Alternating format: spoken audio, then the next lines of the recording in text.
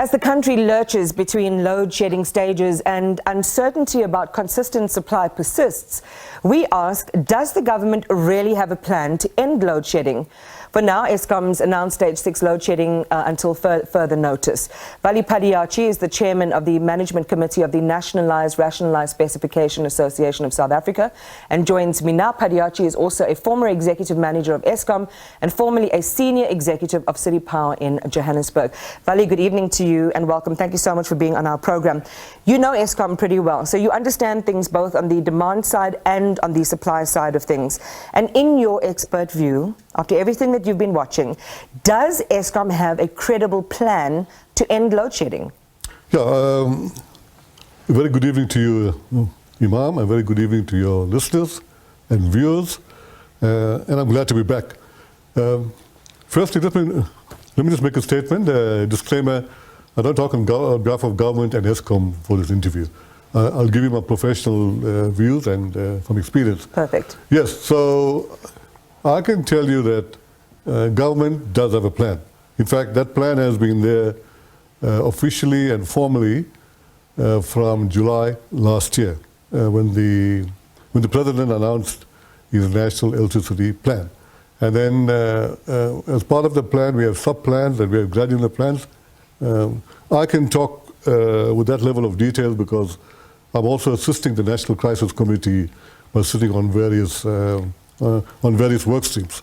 So, having said that, I can tell you that government is executing this plan, government and Eskom, and of course the municipalities and the utilities under very, very difficult, constrained sort of circumstances. All right, let me bring up some of those circumstances, right? So Eskom has explained some of the challenges. Sometimes breakdowns are unsafe to repair immediately, and they've shared with us a range of different operations. Like Medupi, there was a breakdown with its ash carrying chain that happened underneath the boiler, so they had to wait for that boiler to cool down before they can repair, and so on with Matla and Duva and so on.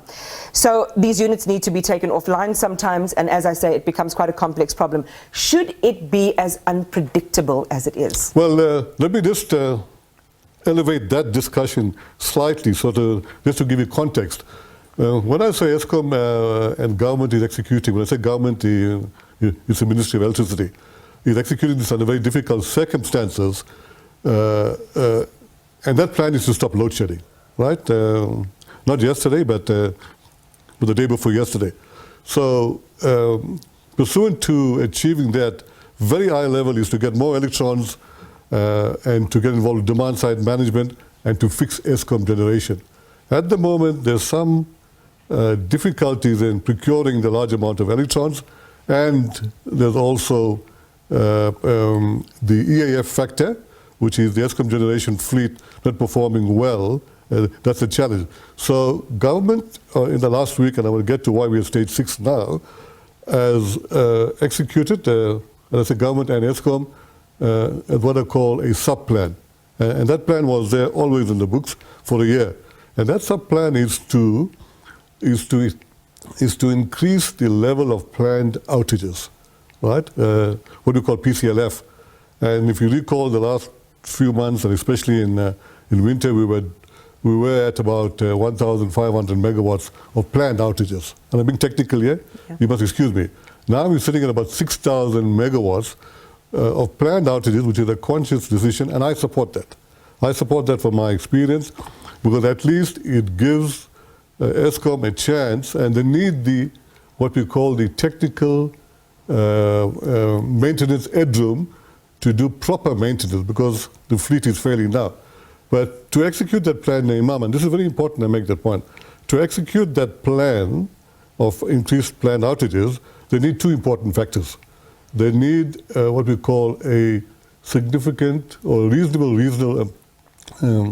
reserve margin, which is normally about 10 to 15%, and to be safe, about 20%. We don't have that now. Yeah. We're actually at the minus level.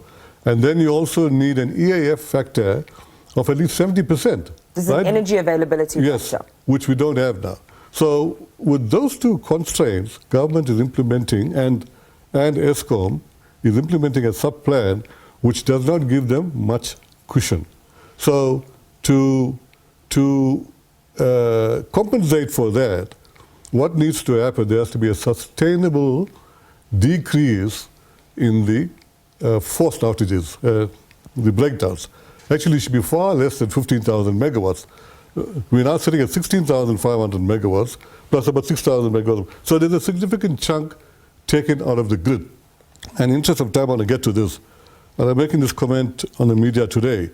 After giving it significant thought, I think in this crisis situation, and where Eskom finds itself now, Eskom, and I'm saying this with a lot of experience, having come from generation, maintenance, operations, should, I'm repeating, for the crisis situation, emulate the philosophy of maintenance approach that the aircraft industry adopts. What does that look like? Now, Imam, very quickly, we take it for granted, but every time we take a flight, before any flight takes off, right, there's a signature that one man puts on a piece of paper, and that's the senior technical person who heads a technical team, right, that he puts on the paper, which the pilot takes, but the pilot can refuse to fly or not.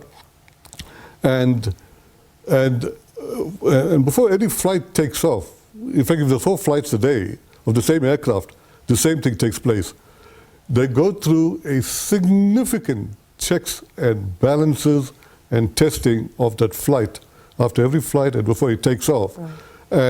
And this senior guy only signs off that final piece of paper after his team have done significant tests. And some of the tests is like your pre-flight inspections, your entire system. So how does check. it apply then? How can we apply Now, these lessons what I'm saying, to Eskom should give this consideration, not the entire philosophy of maintenance for the aircraft, but take aspects of it, right?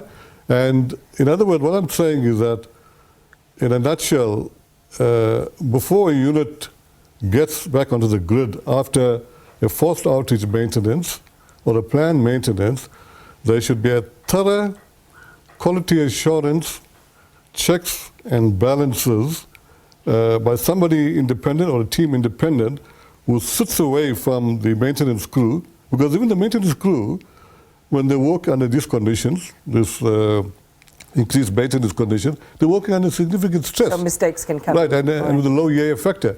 In the old days when we had, and I say this with respect because I want to bring it too often, when we had, and in the days when I was at Eskom, when we had availability factors of 85% to 90%, the maintenance crews were literally cruising. They were not under pressure. Yeah. These guys are under pressure, and I always say, they're humans. If you're under pressure, the propensity, and I'm not saying it's happening now, but I'm just making a general comment, the propensity of making an error and overlooking certain aspects of maintenance becomes exponentially higher. Is possible.